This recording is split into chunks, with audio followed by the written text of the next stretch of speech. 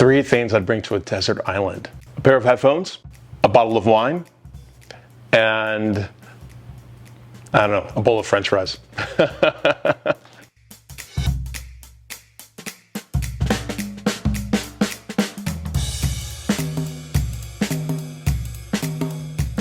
My name is Femi Oyediran. I'm the co-owner and somm of Craft Wine Shop in Charleston, South Carolina. You know, just curiosity led me to wine. Just not having a lot of information or background on something to me is always stimulating. And I picked up a few books and I picked up a few more. And before I knew it, I was kind of like hooked by wine. I had a really great mentor at the restaurant, Rick Rubel. Over the years, I've just kind of been taking deep dives into the world of wine, whether it be studying, whether it be exams, travel, opening my own shop. Craft has really been an incredible platform for me to kind of not just, you know, get into wine, but to also kind of have my own imprint in the way that I love to talk about wine, the way I like to drink wine, the atmosphere I enjoy drinking wine in. Craft is really an essay on all that, so we have a fun time. I definitely have a philosophy on wine. You know, wine is an agricultural product. Wine is the product of farmers, it's the product of families. So that's just something you really need to remember whenever you're drinking wine. This is the work of the product of people that work tirelessly day after day. Everyone has their story of how they came into making wine. And, you know, I find that the most dedicated growers, those people that kind of you find are just incredible stewards of the land that they represent, whether it be their philosophy on farming, organic farming, biodynamic farming, their degree of sustainability that they follow. There are so many different stories that can really unravel while you're digging into wine. And my philosophy is just kind of following those stories and following the trails that I think lead me to delicious, well-made wines. Good music, good wine, good times. So we've got a quick mixtape of a really, I think, cool and eclectic wine selection. So to start off with, champagne, you gotta always have a banger in your cabinet, your fridge, whatever you pull your wine out of. This is Patois Champagne. At Craft, we focus exclusively on grower champagne. So these are people that own, manage their vineyards, and also produce and market their own wines. So this is a small family, Patois. They're actually in the Vallée de la Marne, which is one of the major champagne growing regions. But this wine in particular actually just comes from 3 different Grand Cru villages in the Côte de Blanc. It's all Chardonnay. This is just superbly tasty champagne. I mean, it's good anytime, celebrations. Whether you're mad at somebody, you're mad at your ex, pop this. You know, if you're happy, you've got a good song you want to listen to, pop that, whatever.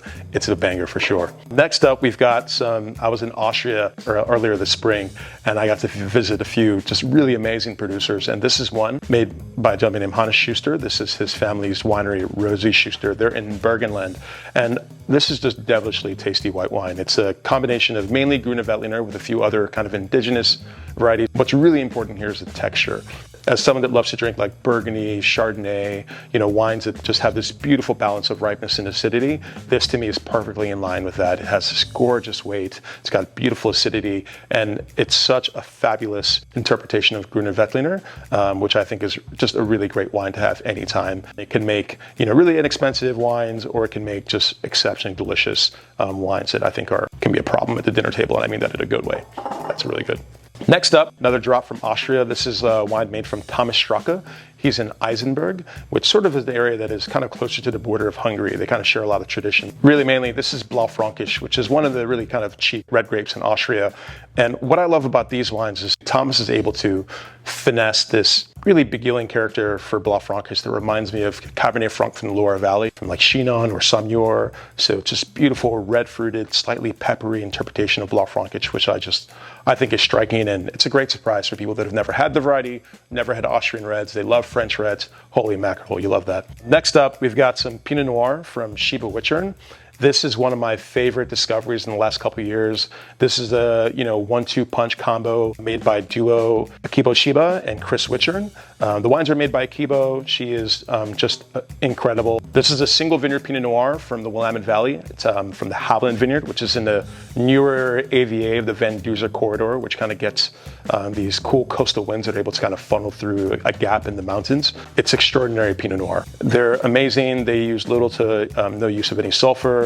They're very clearly just handmade wines. These are gems. If you love Pinot Noir, you'll love this. Next up, I have this growing love affair with Corsican Wines. This is is New Luch, which is crazily this wild synonym for Sangiovese that just happens to grow in Corsica. So it's one of the rare opportunities where you can find this crazy meeting point between French wine and Italian wine. And it's weird to say, but I think if you taste this wine, you really get it. And this is just one of my favorite reds to dazzle people with. It's just perfect in every way. It's fruity, it's got beautiful acid, it's got great weight.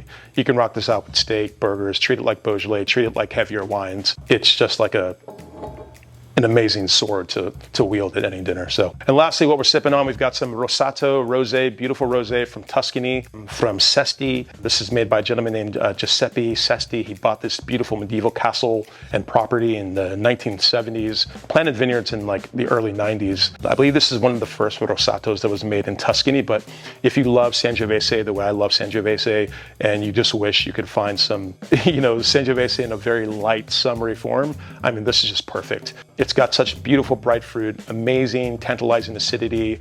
It's just a really, really amazing rosé that's showing up just in time for hot summers in Charleston. So if you're chilling out on your friend's porch, or you're hanging out eating beef carpaccio or tartare with friends, or just having a good time and you want something cold, delicious, bright, Sesti Rosato from Montalcino. So anyways, rockstar lineup, all great wines. Have a good time. Open them all up, put on a good playlist, one of mine. Have a good time. My name is Femi Oyediran. I'm the co-owner of Graf Wine Shop in Charleston, South Carolina. This is my wine playlist.